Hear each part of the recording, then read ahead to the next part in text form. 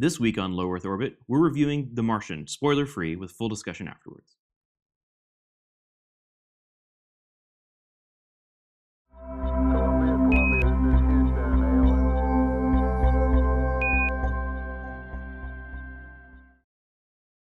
Okay, so this week we're reviewing the new movie, The Martian. Just came out this past Friday, right? And it's based on a book of the same name by Andy Weir. I think is how you pronounce his name. And it's been out for a while, and we've both read it, but this is your first introduction to this story. Yeah, I haven't read the book. Yeah. It is directed by Ridley Scott and Drew Goddard? He's the writer. The writer. Yeah, he's the screenplay. Oh, the screenplay writer. Okay. Starring Matt Damon, Jessica Chastain, Kate Mara, and Chiwetel Ejiofor. Well done on that. Just made it sound so natural. Okay, well, unless there's any other metadata about the movie to talk about, I guess we just dive right into impressions. So, Scott, what did you think? I did not know what to expect with this movie. First, I got to call off. We're doing our annual seeing Matt Damon in a spacesuit. We started out. Is it annual? Interstellar was this year, right? But then before that was Elysium. That's right. This has become a trend for hold us. on. No, this is the third year then. Because it was our very first episode was Matt Damon in a spacesuit. Wow. Holy crap. Wait, which was so Interstellar was well, first off, it's a minor spoiler, but I guess whatever, it's been out long enough that he's even in Interstellar. Sure. Okay. Oh, yeah. Bit of a... But I didn't even think of Elysium. That's crazy. Yeah. Okay, so it literally is our annual thing where he gets into a tradition. Yes. And it's the biannual, or it's the second year of Jessica Chastain being in a space suit in a movie. What was the first one? Interstellar. Oh, sure, yeah. And then it's also the second year that they've been in a space movie together. This is probably not very important. Okay. Did you watching the trailers or any of like the? I didn't. I think I watched one of the little teaser things. Okay. Where it was something that didn't even make it into the movie. It was like some sort of found footage thing of him walking around the cabin, like meeting the different characters. Yeah, there's a couple of those on their YouTube page, and they're all like really good. Yeah, but it's not actually from the movie, as far as I can tell. Yeah. Any of the things on the YouTube page. Okay, so anyway, there's this movie called The Martian that we saw. So I was concerned that, like, I really, really loved Interstellar. I really loved sort of the fact that it didn't get so stuck on getting all the science perfect. You know, that I like the fact that it gets so stuck on the science perfect that it let you have this other kind of adventure, slightly kind of fantasy, fantastical thing. And I really enjoyed that. I was concerned this was going to be the flip side, where it was just all hard science and you were just going to have to get on board or whatever. And I just saw the little teaser things. So I guess I didn't really have any particular expectations, and I was utterly blown away. This is a fantastic movie. I mean, this is I don't know. I guess I'm gonna have to take some time to think about where it ranks. Mm-hmm. But I was just floored by the end. I could not believe it was so good in so many different ways. Like it was. I mean, it's a lot of the movie is just Matt Damon. You know, they keep cutting back to the other location, but a lot of it is him. He really has to carry the movie, and he's so good at it. And I mean, all the details about why I think it's really good is all deep in spoiler territory. But it is so impressive, and I was thinking about how to sum this up. There's certain movies that go past me just liking them and thinking they're really good, and they kind of become there's this class of movie where it's it's kind of like a moment in time kind of thing. Like certain movies come out and you're gonna enjoy it 5 years from now, 10 years from now, because it's sort of that feeling, and it feels like that's gonna be one of these things. It's so memorable, it hits so hard, it's so orchestrated, the pacing is fantastic. A lot of times these movies don't finish the third act very well, or they go act 1, 2, and then they kind of get lost at the end. Did not happen here. It was gripping up until the end. It was totally thrilling. Nice. Cool. What did you think? This is one of those films that it's a little hard for me to review it because I read the book not too long ago. Okay. I mean, and the book is always better than the movie, right? Sure. Yeah. So, that said, I thought it was beautiful. I love seeing that world come to life, and seeing the map with his path that he takes in the movie, and I think the casting was spot on, pretty much across the board. Music was very true to the book, if not my favorite soundtrack. The music was true to the book? Yeah, it was all disco. Oh, that part. I was like, how would you know? Did you not read the book? Yeah, no, I remember that part, but I was like, what? I was There was so much disco in this movie. No, it was so painful. And I felt like I was experiencing the pain in a way that I didn't experience it in the book, you know? Yeah. I think those were all great. I don't know. The thing is that it's in some ways it's like so. I don't know if I don't want to like spend too much time like just making this like a book versus movie, but like the flavor of the movie is very different than the book. In what way do you think the flavor is different? Well, so like the book is very much like here's this instrumental problem that because the book is all it's not a spoiler to say the book is basically just almost entirely his log entries that he's recording throughout this whole event, right. And they're him sort of explaining this, the state of the world and how he's screwed in this way and how it's, going to be impossible for him to survive for this reason. Mm-hmm. And then he goes off and then there's another log entry and sometimes he's figured out the solution. Sometimes he hasn't figured out the solution yet. But for the most part, the pattern is kind of like problem and then solution and problem and solution, Mm-hmm. And then he works through the problem solutions in incredible detail. Like, mm-hmm. Here's all the numbers, here's exactly like, here's the, like he works you through all the math and all the logistics. And it's really interesting. Mm-hmm. And it makes it feel very real and makes the stakes feel a lot higher too. Like all these little tiny minute things suddenly become these like, how's he gonna have enough oxygen? How's he gonna have enough water? How's he gonna have all these things? And the little tiny things like how's he gonna connect this thing to this thing? Like it become these life or death obstacles. And so the whole book is all these high stakes, like just this series of little tiny things. And I think the XKCD comic about it kind of summed it up best, which is like in between this movie and like that one scene from Apollo 13 where they like dump all the stuff on the table and they're like, we need to put this thing, this thing needs to go in this hole and we have to use this stuff to do it or everyone dies. That's basically the whole book. Like, he's all this random stuff on Mars and he has to figure out how to put it together in the right way to survive. And then there's sort of the side story about sort of a similar thing happening on Earth and they're trying to save him. But it's very much like this MacGyver, how do I save the day? And here in the movie, it has a little bit of that, but like there aren't that many times when he actually walks you through the problem. Mm-hmm. It mostly just happens. And a lot of times it happens so quickly, and he explains the problem as he's doing the solution, like mm-hmm. with the water. Mm-hmm. To the point where you never get to appreciate the problem. Wait, are you saying you think the water one was a good example or was not? He's an example of how they like smash it together. Yeah, like there wasn't like this like he has this water problem and then you spend a while how's he going to solve the water problem? It's like he's practically solving the water problem as he's explaining the water problem to you. Yeah. You're like, oh, that was a clever solution to that problem, but it never had a chance to raise the stakes. And it sounded like it still worked anyway. But that was the thing that I was thinking of like all the way through was like it felt so much lower stakes in the book because for the most part you just kind of like you sort of breeze through all these problems and a lot of things that go wrong in the book. Like not a lot of things go wrong in the book. Like how he survived, right? But like way less goes wrong in the movie. Like everything almost goes perfectly in the movie, except for like a few, very like two bad things that happen. Mm-hmm. Doesn't all this sort of speak to the fact that it's already 2.5 hours long? Like how would you fit? Well, and so where I was eventually going with this, I think there's a different flavor, but the thing that I was thinking to myself also was like, would this have been a better movie? It had been more true to the book, or been more like the book. I think it would have been a worse movie. I think you would have been an all movie, just listening to him, his voiceover, going through all these problems, and it would have been 6 hours long and not very fun to watch. And so I think this was the best adaptation they could have done. And I still enjoyed the film, as it was, but I felt like I enjoyed it for a different reason than I enjoyed the book, and I did enjoy the book better. Yeah. So.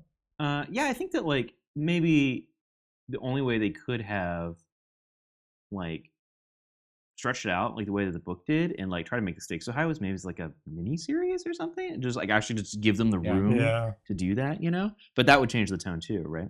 Because I definitely felt, especially like towards the end of the movie where I was like, I'm pretty sure this took a lot longer in the book, like especially the parts of like, well, it's starting to get into spoiler territory, but there's definitely like a lot of things like it seems like towards the end of the movie where it's like 30 seconds of screen time. And I think that was a lot longer in the book. Like, I think it took them a lot longer to work out some of those logistics than it actually. Well, they cut a little bit from the beginning, from the first parts of the book, but like they cut a lot. The last third of the book is mostly missing. Yeah, they wasted. I was kind of surprised. Like they wasted no time getting to like the beginning, right? I mean, it was just like, okay, we are less than a minute into the movie and we've already stranded him on Mars. Like it took no time at all. I mean, I appreciate it. Well, I mean, it was cool. The book does that too, though. Yeah. But it was just the book starts you out there. Yeah, but I feel like actually the book starts you after they've already left. Yeah, he's already gone. Like the movie actually starts a little earlier. Like you get a few moments of them being on the planet. Although oddly, starting on Sol 18 and not 6. Is that what they do in the book? It's been like over a year since I've read the book. Yeah, I read it quite recently. But yeah, I don't know. It's a strange detail to be different. Like, why would it be 18 days into the mission instead of 6? I don't know. Yeah, it is strange. Oh, I feel like if this had been like a more traditional like space movie, I feel like they would have had more time in the beginning before he gets stranded, just because they want to like set up the character. Yeah, set all up the context and all whatever. And well, first of all, they just would not have had time. This would have been 3 hours. And yeah, actually, I think it works. Like the book did it, and it worked. And like yeah, and I don't know if I assume it's coincidence. I don't know. Maybe it's not. But the news that broke about like water being found on Mars days before, or maybe within the same day this movie came out. Like I thought that was, and that's what kind of mean about like right movie at the right time kind of stuff, you know? Like people are already thinking about Mars. Yeah. Exactly. I thought that was a really interesting coincidence or brilliant PR scheme or whatever it is. Turns out like NASA's in on it. Yeah. Like, yeah. There was even callbacks to the old, missions and stuff like that, future missions, which I thought was really cool. Tons of spoiler stuff. So. yeah, tons of it as well. So like I would. Did you do your review? I can't. No, but I think I'm in agreement with you guys. I mean, I thought it was really good. I thought it was surprisingly true to the book. I kind of like had a little bit of a fear that they would mangle it, and like just basically take like the premise and the title and like throw everything else away, which seems to happen sometimes with adaptations. But I thought it was actually pretty good, in the way that it turned out. Like, I mean, it's very much exactly the book, just with almost all of the monologues about all of the science behind everything taken out. Yeah, which I think for like us, like nerdy, like engineering types, is actually what made the book like so incredible and like fun to read. But for a more like mainstream movie audience, I feel like it's kind of hard to like. Yeah, once you make the decision to make it a movie, you kind of have to make some of those trade-offs. Yeah, miniseries is a really interesting idea. Yeah, I would have loved it as a miniseries. I think like the equivalent of like Planet Earth. I'm not trying to do a play on words there, but like that kind of thing where they took plenty of time explaining. Yeah, or like another example is the Earth to the Moon, the HBO series, where like they go in incredible detail, like how they built like Is that good? Very, very good. Highly recommended. Yeah, and the fact that you can like leave, halfway through or whatever, and like come back to it. Yeah. Well, they can end things like he comes up against some problem, and then like that's the end of the episode. Yeah. Like obviously that like raises the tension or like whatever, right? So, but yeah, it was great. And it was funny. So I mean, I knew it was going to be like humorous because I'd read the book, and that was one of the things I really liked about it. But Laura went in like with no expectations, and at the end of it, she was like, "I could not believe it was so funny." Yeah. For the whole thing, it's like it's actually like really it totally changes the tone. Of the definitely. Yeah. So yeah, I think it was great, and I definitely think if you like the book, you'll definitely like the movie. I think, and even if you haven't read the book, I think it's actually just a good. It stands on its own. I think it's a good movie. So cool. Well, I think that does it for our spoiler-free review. We're going to do spoilers after the break. If you want to get in touch with us, you can find us on Twitter at Low Earth Show. We're on YouTube at youtube.com/Low Earth Show.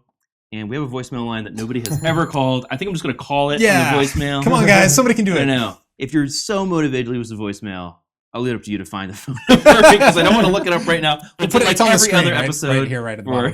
Exactly. Call the number on your screen now. Operators are standing by. And by operators, I mean a piece of software that will record your voice. Yes, so those are all the ways you can get to us. Oh, and also our email address is feedback@lowearthorbit.fm. Also, lowearthorbit.fm is our website where you can find our extensive archive where we keep our meticulous show notes, and you can cross-reference all the stuff we talk about too. Old audio episodes, one on YouTube. Yep, exactly. Okay, so now's the mailbag segment of the program where we look through some interesting comments and feedback that we've gotten from you, our loyal listeners. Scott, I think, has some choice things to share. Yeah, so we just ran across a couple comments on the YouTube episodes. So the first one that we just actually very, very recently got from Mike Hurley. I'm just going to summarize here because it's a little bit long, but basically he said, "Hey, you guys do a really good show. Definitely some of the best production values and insightful commentary I've seen for less than 1,000 subscriber channel. Also, you're all very handsome and not just me. No, he didn't say that. But it was a really cool thing because he basically, because we kind of took a break and we hadn't been posting. And he was kind of like, hey, I really hope you guys keep doing it. So good news, we're here. Yes, we're back. Thank you. Some random ones. Kirsty McAllister on the incredibly popular Cabin Pressure episode just informed us what the knife and boots boy is, and I'll just read it verbatim. Knives and Boots would be a boy that polished boots and also cleaned knives. I guess most junior male servant. It's kind of on the tin there. Whatever. Kind of would have guessed that. I think it was more just surprised that that's a thing. That's somebody's job. Yep. Okay. I I can't tell if this is spam or not, but Regina Rodriguez said, "Great vid, we'll totally read." That was for the Chew comic book episode. That's probably legit. My favorite comment so far, this is for the Inside Out episode, literally says, "Scott talks too much." Statistical proof. Scott talked 67.92% of the time. That is, by the way, a very specific ratio. That's 2 digits of Yes, precision that's a there. lot of, yeah. Scott talked 67.92% of the video's runtime. I actually timed it. The amount he talked is incredible. I feel like we have to fact check this. So I feel like just for, in your defense, I feel like we should maybe see if it actually is 67.92. I don't know. I admire his dedication to figuring that out. A true fan. I didn't realize I talked a lot on that episode. Whatever. Here's an interesting one. So it would be great if you guys could do a retro review of an old point-and-click adventure game from Lucas, maybe The Dig, which you guys have said you liked. Mhm. Whatever you end up choosing, I'm looking very much forward to it. That was the Inside Out episode. You've played The Dig, right? Mhm. Did you finish it? I think I did. Yeah. I think I might have had like a demo version of the dig with like the first level or two or Nice. something. Yeah. It gets weird. It gets even as weird as like the intro to that game is. It gets like increasingly weird. Like the more you play. Actually, that could be a really good one to review. Okay.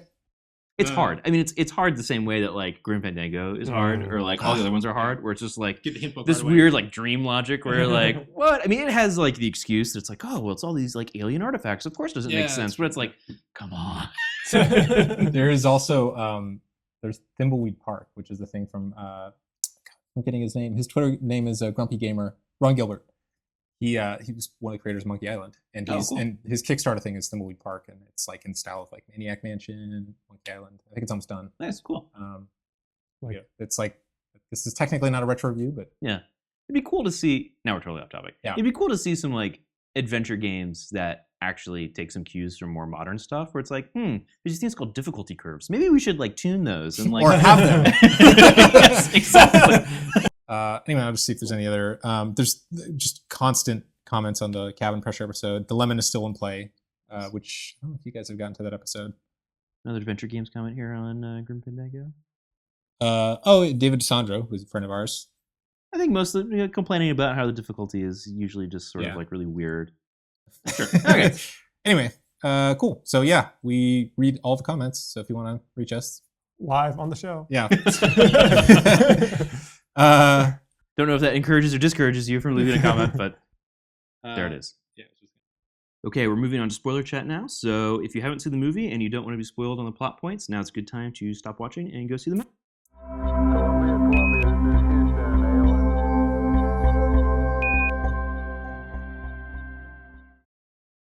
Okay, spoiler chat. I think there's probably a lot actually. What There's do you a guys lot, want to yeah. start with?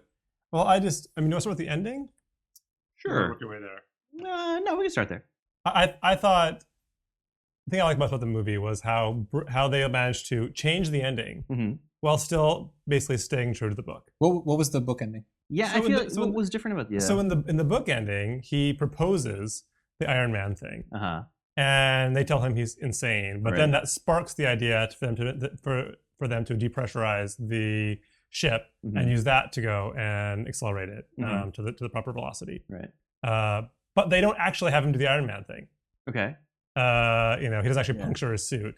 Right. He just suggests it. and also they don't have the commander go out. They have they have Yeah. I think Beck goes out and grabs them. Yeah, it was definitely not the commander. And I feel like in the book, doesn't the person who's going to get him actually enter the capsule and like grab him? Yeah. Or, like, They don't exactly. let him. Like she overrides him. Says He can't even get out of the chair. Yeah, Like, and so he just sits there, makes snarky comments the whole time, and it's a great ending of the book. Yeah. But that whole bit where she comes down and changes her mind, Mhm. and then he has to do the Iron Man thing. Like, don't factor in. But I wasn't offended by it because it was in the book. The whole Iron Man thing, and also all the groundwork was there in the book to have her go and do it anyway. Like, the book even spends more time with her being really guilty about having left him behind and not saving him, and I'm almost kind of looking back, it would have made sense for them to have done that in the book as well. Yeah. So I think it's one of the rare cases where I wasn't totally offended by the movie changing the ending of the book. Yeah, There's been some other movies that have done that too, right? Where they change some details of the book and it actually turns out to be. Oh, I know what it was.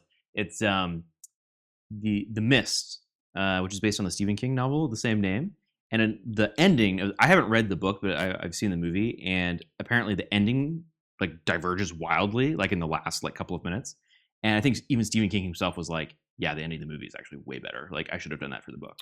But yeah, here's a case where I think the changes to the ending, well, minor, like they didn't. It would have sucked if they would change the ending and it would have been like not scientific, not based in science anymore. Oh yeah. And it would have felt like a betrayal to the whole story. But instead, they just made a slight tweak to amp up the tension a little bit, while still staying true to the source material. Mm-hmm.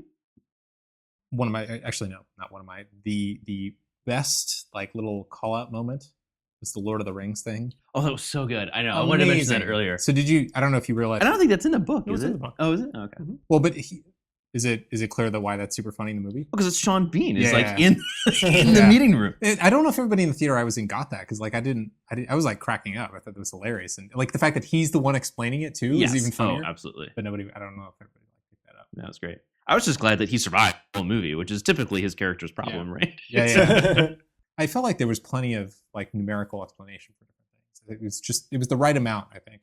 Yeah. Well, I mean, it's probably right off the film, but like it's all the book is. Oh yeah, for sure. I mean, the book goes into I don't man, I can't remember if they did this in the movie. But I feel like the book goes into like a ton of detail where he's like, okay, this is how many calories I'm going to burn, and this is how many calories I can get out of each potato, and here's how much water it's going to take for each potato, and he just sits down and just like plots it all out, and he's like, yeah, I'm. Well, and he does that like 500 times over. But yeah, exactly. Every minor little thing. Yeah, everything just gets dissected and like done to death. Yeah. And I felt like stuff must go wrong constantly in the book because I felt like there were at least 3 major things that went wrong during the course of the movie to the point where I was like, please don't do it again because I just want to see him get home. Yeah. Well, like he blew the airlock. Which in the book was much more catastrophic than in the movie. It was this way bigger deal trying to like solve that whole problem. Like in the book, he's like, oh, he just like tapes over, tapes the thing, climbs out of there, attaches the thing back together, put it back together. Yeah. Like in the book, it's this huge ordeal, and Right. like he spends like at least a day stuck in the airlock, because his suit is punctured, and he has to like seal off one of the arms, and there's this huge long ordeal. Like everything, I don't know, maybe because I just read the whole book and I feel like everything was so difficult for him because it would be. I mean, he's freaking like only person on the planet, Exactly. And everything's like it just felt so easy. Like, oh yeah, things blown up. 10 seconds later, it's back together again. Just as right as rain. Yeah. So that happened. Like, what else went wrong? There was the rocket blew up, which happens in the book as well. Yeah. The Iris supply, mission. whatever. Yeah. Right. Does anything else go wrong? He blows himself up trying to do the water stuff, but that's like almost nothing. Yeah, it's not that huge a deal. Well, in the book, he loses communication again, right? Because he accidentally shorts out Pathfinder or Sojourner, and so he loses communication. So he has to communicate via Morse code. Yeah. There's a huge storm, which he almost goes into, and which would certainly have killed him because he wouldn't have got enough power for his solar cells, and NASA could have warned him about. They cut out that whole thing entirely. And also him flipping the rover and snapping the hitch to the other rover. There were the 2 rovers in the book instead of just the one. Yeah. Like that was all cut out. I felt like the movie was most rewarding when he was like making progress. Like I was like, he's growing his potatoes and he's working out and he's figuring out how to like get the rover to go. Like those are the fun parts where he's succeeding at the engineering. And every time he got set back, I was like, well, okay. I mean, that's not as much fun, but yeah, I get it. I understand why it has to be there. I mean, I mostly just loved all the shots where they would pull back and they would show Mars. Did you guys watch it in 3D or 2D? That's the other thing. I saw 3D. I saw 3D. Yeah. You said 2D? 2D. Did you see 3D? I did. The 3D was actually really It was actually really It made good. the I was landscapes surprised. really cool. Yeah, I was surprised. And strangely enough, I think like they integrated like the typography of like what day it was into the 3D like actually kind of well. Like there was a lot of times where it seemed like they didn't make like a big deal out of it, but it actually was like kind of cool. It was sort of like the helmet was like closest to the plane or like the closest plane, right? And then like the world was out in the depth. Oh no, I mean like when it would do like a shot of Mars like from yeah, be like Sol 187 or whatever, right? Yeah, it's like there was the way too. somehow it just worked well where it was like it seemed like the numbers were actually out in the scene, but without being like goofy about it, I don't know. Well, yeah, I may not explain that well. What I meant was sometimes they have the helmet cam. Yeah. And when they have the helmet cam, like the closest, if you imagine there's so many planes in the 3D effect. The glass is like right here. Yeah, and the HUD is up here, and then like the stuff that's happening is out there. Yeah. I think it really helped the immersion a lot. Although it's funny because I was really close when I saw it. So there were it only happened once or twice, but like there was definitely a case where like he was driving across the landscape he was far enough down that it had broken the 3D depth illusion for me. Yeah. So it looked like it was like tilt shift. So it looked like it was this tiny little toy going along the ground, but it was like this massive, big orchestra music, and it's a little tiny toy going around the sandbox. I thought it was really funny. But no, it was. I think it might be the best live action 3D movie I've seen. Yeah. Oh, the other thing that I thought was interesting is, did they change the frame rate like when he would do like his like logs? Because it seemed like somehow they gave the impression that like his like when he would sit at the computer and record his stuff, that seemed to be maybe that was shot like I don't know if it's just like the way they did the lighting or something, but yeah, it seemed like it was like I don't know, maybe they did those at 48 frames and then the rest of the movie's at 24. It's possible. Yeah. But somehow, they made it look more like the found footage kind of thing. It's hilarious. When we saw Grand Budapest Hotel, you noticed that with the aspect ratio. The aspect ratio, where it gets narrower. Yeah, which is cool. Yeah, the part at the end, like with the resupply and like all that stuff, that seemed like really rushed to me. Like where it was just like, oh, we'll just use the one from the Chinese. Like, problem solved. Yeah, like that's the thing that like I couldn't tell from because everything felt super rushed. Yeah, right. I read the book just like so recently, and the book itself feels really rushed to me too. Like the book was like, wow, this was so rushed. Maybe it's because like one of my I don't know I think I've mentioned this like on every single show, but like one of my favorite science fiction series of all time is like the Mars trilogy by Kim Stanley Robinson, which is like it's like this is to the like this is the Hobbit to that's Lord of the Rings, they're three epically large books and this huge but it's all about like the colonization, like terraforming of Mars, right? But it's also it's very cut from the same cloth. It's like all like it's all they both tried super hard to be scientifically accurate and like and stuff, and so it has a lot of the same texture. But like this just felt like crazy fast in the book form, but like I know about as fast as they possibly could make it, and suddenly it was like then a tenth the size for the film. So I was like, everything felt like impossibly fast. But I'm like, well, I love all perspective because I just read the book, so like I don't know. And you're used to like this epic like 4 movies, instead of one, right? Yeah. So, one real quick thing: when you said that he blew the airlock and it was sort of fixed really quickly, having not known anything about the book, like I felt an ongoing sense of tension when he was in the HAB. Is that what they call that thing? Yeah. Because he like it would like the wind would be buffeting the thing and he'd be like you could feel he was like kind of concerned it was going to burst any second. So that was like a background kind of level of tension that I felt worked really well. What does he do about that in the book? I don't remember. Does he like find a way to like seal off like parts of the HAB? He just puts he puts the airlock back on again. Oh, really? He just seals the. Because I mean, that seems way worse. Well, the airlock was. I mean, even in the movie, the airlock's intact. Yeah, he just needs to slide it back over. Yeah, he just slides it back over, and he just like and they like. It actually does seem more reliable than like a piece of plastic that he just got like. Because like saran wrap in the book, over the whole. They point out like this is like one of the most likely failure cases. So like they came very prepared for the HAB to for the airlock to blow. Yeah. Oh, interesting. So by the way, I loved first off when the comment about like you're going to put a tarp on your spaceship. Yeah, I like the thing about like they're sending me in a convertible. Yeah,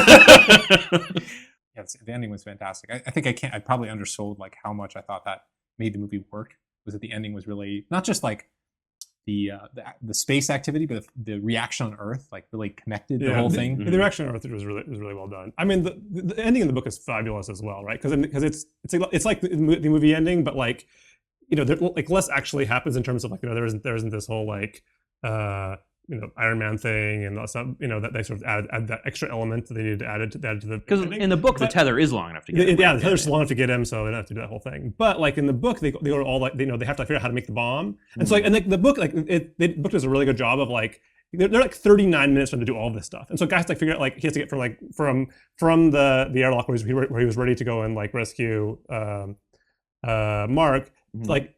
Out of there, get his suit off, figure out how to make a bomb. They have to figure out how to like wire it so they can set off remotely from the thing. They have to like, they have to decompress. They have to get ready to decompress the whole ship, which means they have to like seal off the reactor and prepare the reactor for decompression. So everyone's like, like racing around doing all these different tasks, and they're doing the math to figure out like all their the proper velocity and when they need to do the decompression and all that stuff, and like all these things take time. And I'm just like.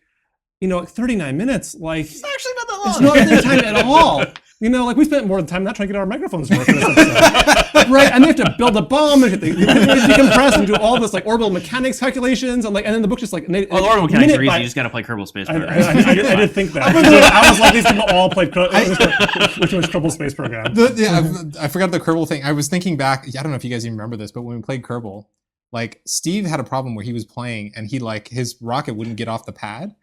And then, so he's like, yeah, it was like billowing smoke and whatever, and like hit the. I re-listened to the episode recently, and when you and I were like, hey, you could just hit the space bar and like launch the thing. He's like, I did that in the pop on the launch pad. I turned my throttle all the way up, and I just like stood there bellowing smoke out, and my thing would not take off. You know, like what was going on? You know, like there's all kinds of like I also weird experiences like that. Did you hit space? Right? Yeah, okay. and then my command module popped off the top. Yeah. Like, well, that's not what I wanted. You know, like it just popped off. The command module popped off, and it was hilarious because that happens in the movie. Like he hits launch and the stuff falls over. So it's like a little flashback moment there. So, well, Mars is technically international waters. So that by whole maritime thing, law, space I'm a space pirate. Well, the whole thing, like the whole thing, didn't really work as well in the movie as well it did in the book, because the whole point in the book is like when he's going to the other ship, he like you know like.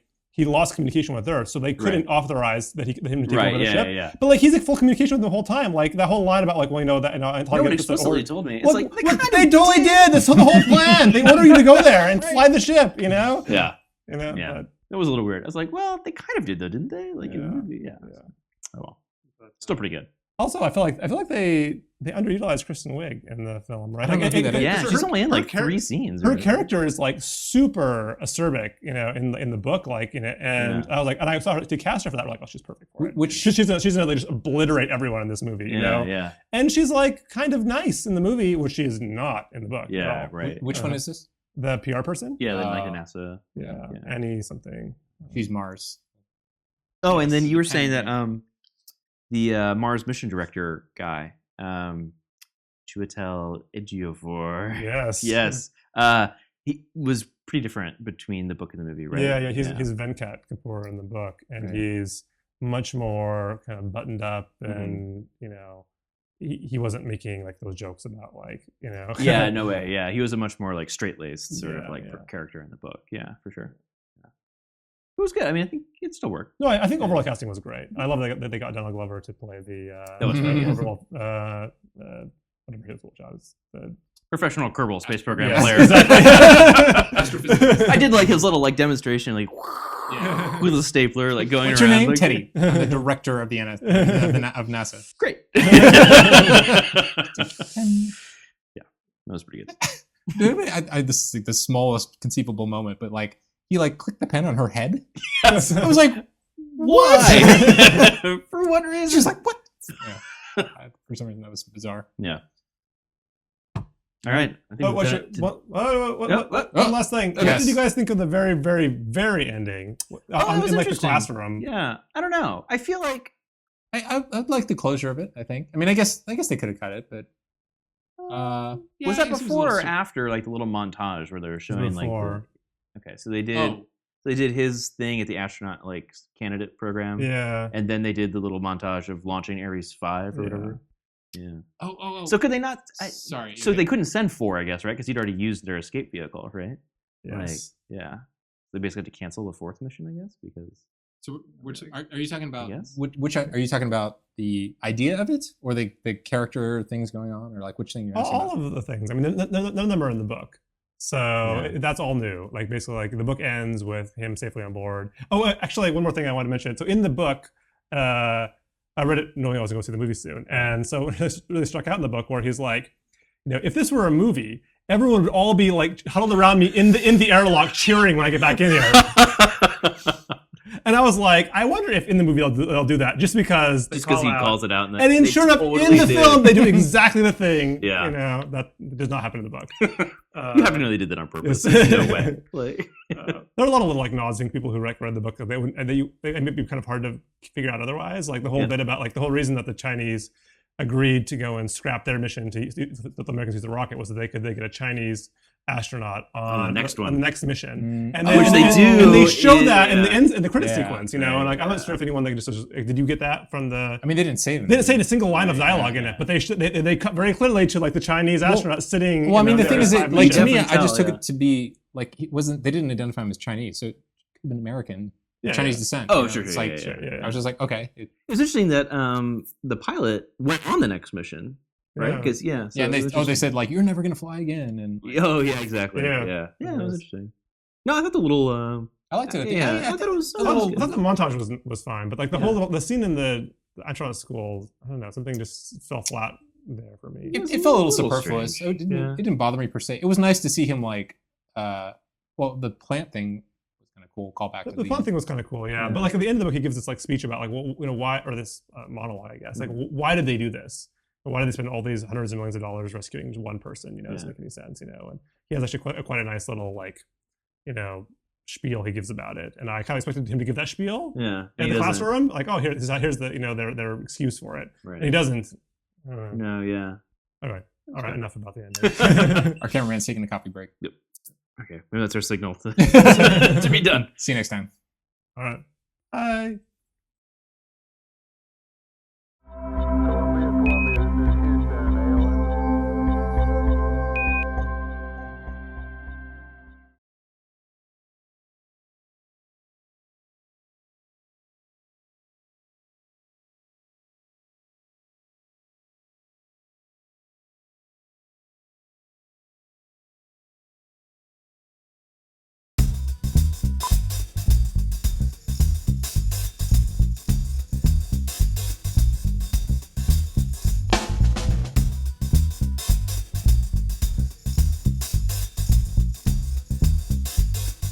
Comments. Okay.